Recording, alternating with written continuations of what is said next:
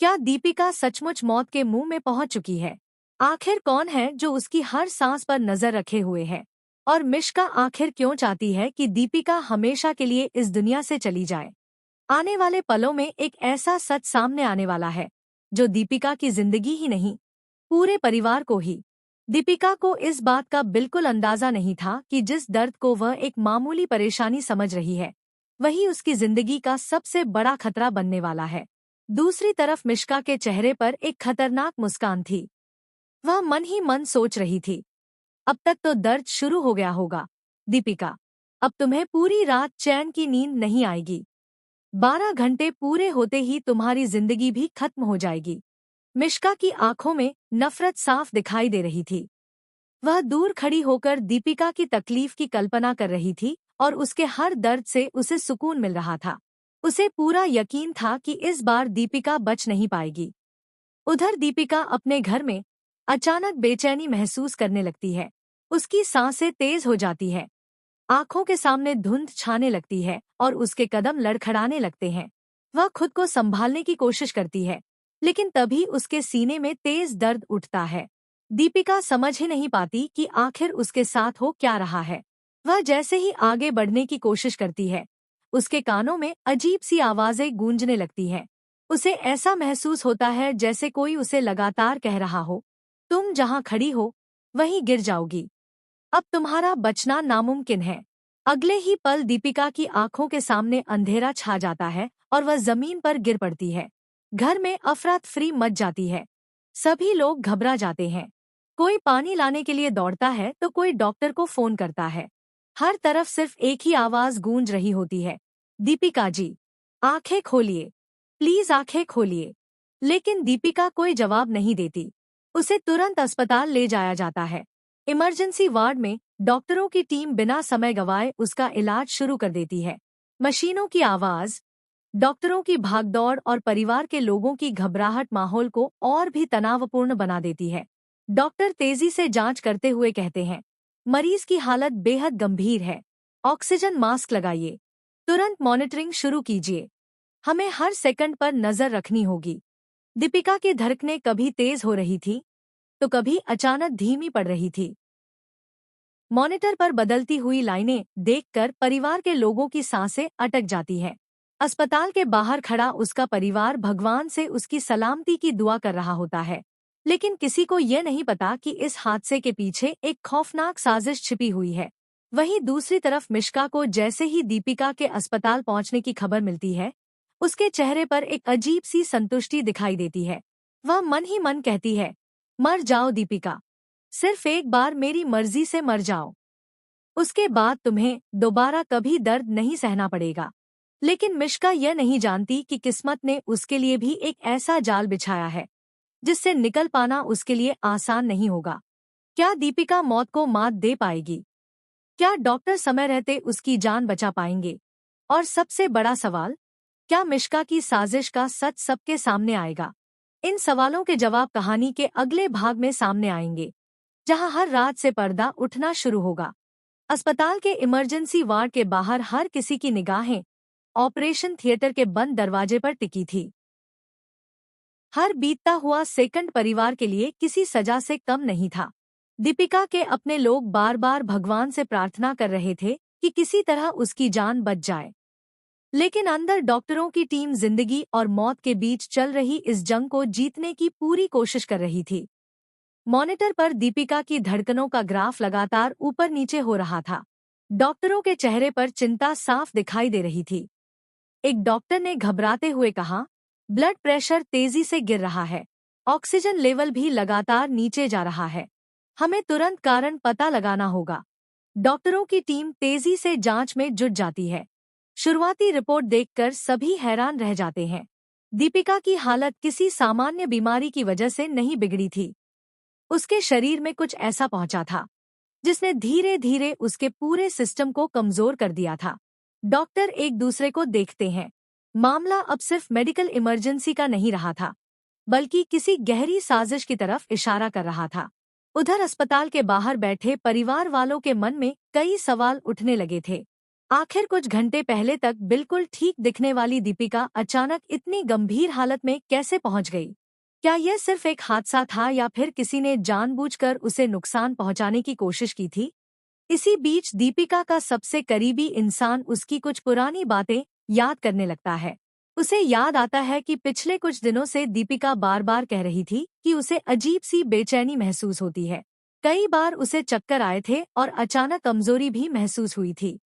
लेकिन उसने कभी इस बात को गंभीरता से नहीं लिया। अब हर छोटी बड़ी बात एक बड़े रहस्य की तरफ इशारा कर रही थी। दूसरी तरफ अस्पताल के एक सुनसान कोने में खड़ी मिश्का के चेहरे पर अजीब सी मुस्कान थी। बाहर से वह दुखी होने का नाटक कर रही थी, लेकिन अंदर ही अंदर वह बेहद खुश थी। उसे लग रहा था कि उसकी योजना आखिरकार सफल होने वाली है। वह मन ही मन सोचती है, अब कोई मुझे और मेरी खुशी के बीच नहीं आएगा। दीपिका का अध्याय हमेशा के लिए खत्म होने वाला है। लेकिन तभी उसका फोन बजता है। दूसरी तरफ से आने वाली आवाज सुनकर उसके चेहरे का रंग उड़ जाता है। आवाज कहती है, तुमने बहुत बड़ी गलती कर दी है। तुम्हें लगता है कि तुम्हारी साजिश के बारे में किसी को कुछ पता नहीं चलेगा, लेकिन सच बहुत जल्द सबके सामने आने वाला है। यह सुनते ही मिश्का के हाथ कांपने लगते हैं। वह घबराकर इधर-उधर देखने लगती है। आखिर उसे फोन किसने किया? कौन है जो उसकी हर चाल पर नजर रखे हुए है? उधर डॉक्टरों को दीपिका की हालत में हल्का सुधार दिखाई देता है। उसकी उंगलियां धीरे धीरे हिलने लगती हैं। ऐसा लगता है जैसे वह बेहोशी की हालत में भी किसी से कुछ कहना चाहती हो। अचानक दीपिका की आंखों के सामने कुछ धुंधली तस्वीरें आने लगती हैं। उसे याद आता है कि बेहोश होने से पहले उसके आसपास कोई था, कोई ऐसा जिस पर उसने आंख बंद करके भरोसा किया था। वह पूरी ताकत जुटाकर एक नाम लेने की कोशिश करती है, लेकिन उसके होंठ काम कर रह जाते हैं। क्या दीपिका होश में आने के बाद मिश्का का नाम ले पाएगी? आखिर वह रहस्यमय शख्स कौन है जिसने मिश्का को फोन करके उसकी नींद उड़ा दी? और क्या अस्पताल के सीसीटीवी कैमरों में कैद हो चुका है वह सबूत जो इस पूरी साजिश का पर्दाफाश कर सकता है?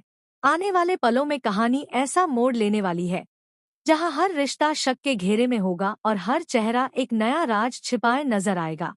अस्पताल के इमरजेंसी वार्ड के बाहर बेचैनी हर गुजरते पल के साथ बढ़ती जा रही थी।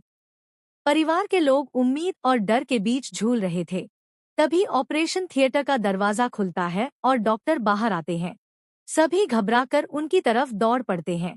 डॉक्टर गंभीर आवाज में कहते हैं, फिलहाल खतरा टल गया है, लेकिन अगले कुछ घंटे बेहद महत्वपूर्ण हैं। मरीज को होश आते ही हमें कुछ जरूरी सवालों के जवाब चाहिए होंगे। डॉक्टर की बात सुनकर परिवार वालों की आंखों में उम्मीद की एक नई किरण जग जाती है। लेकिन दूसरी तरफ मिश्का के पैरों तले जमीन खिसक जाती है।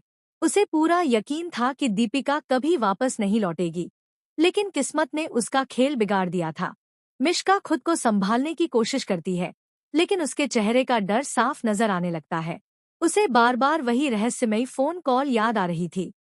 आखिर कौन था जिसे उसकी साजिश के बारे में सब पता चल चुका था?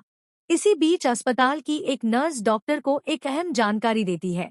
वह बताती है कि बेहोश होने से कुछ देर पहले दीपिका ने जो जूस पिया था, उसकी रिपोर्ट सामान्य नहीं है। डॉक्टर तुरंत उस सैंपल को जांच के लिए लैब भेज देते हैं। अब मामला सिर्फ एक मेडिकल इमरजेंसी का नहीं, बल्कि एक सोची समझी साजिश का बन चुका था। उधर दीपिका धीरे धीरे होश में आने लगती है। उसकी आंखें खुलते ही परिवार के सभी लोग भावुक हो जाते हैं, लेकिन दीपिका की डरी हुई नजरें किसी एक चेहरे को खोज रही थी। अचानक उसकी नजर मिश्का पर पड़ती है। दीपिका के चेहरे का रंग उड़ जाता है। उसकी धड़कनें तेज हो जाती है और वह कांपते हुए पीछे हटने की कोशिश करती है। डॉक्टर तुरंत सभी को शांत रहने के लिए कहते हैं। दीपिका कमजोर आवाज में कुछ बोलने की कोशिश करती है। उसके होंठ कांप रहे थे, लेकिन इस बार उसकी आवाज साफ सुनाई देती है, मिश्का। यह नाम सुनते ही कमरे में मौजूद हर इंसान स्तब्ध रह जाता है। मिश्का खुद को बचाने के लिए तुरंत मासूम बनने का नाटक करती है। वह रोते हुए कहती है, दीपिका, तुम ऐसा कैसे सोच सकती हो? मैं तो हमेशा तुम्हारे साथ रही हूँ। लेकिन अब हालात बदल चुके थे। परिवार के लोगों के मन में शक की दीवार खड़ी हो चुकी थी। तभी अस्पताल की सुरक्षा टीम वहां पहुंचती है। उनके हाथ में सीसीटीवी फुटेज की रिपोर्ट होती है। फुटेज में साफ दिखाई देता है कि दीपिका के बेहोश होने से कुछ मिनट पहले मिश्का उसके कमरे में गई थी और उसके ड्रिंक के साथ छेड़छाड़ कर रही थी। यह सच सामने आते ही मिश्का के चेहरे से नकली मासूमियत का मुखौटा उतर जाता है। वह गुस्से में चिल्लाते हुए कहती है, मैंने किया यह सब क्योंकि मैं दीपिका से नफरत करती हूँ। हर बार उसे ही सब कुछ मिल जाता था और मैं सिर्फ देखती रह जाती थी। उसकी यह बात सुनकर हर कोई हैरान रह जाता है। लेकिन कहानी में सबसे बड़ा ट्विस्ट अभी बाकी था।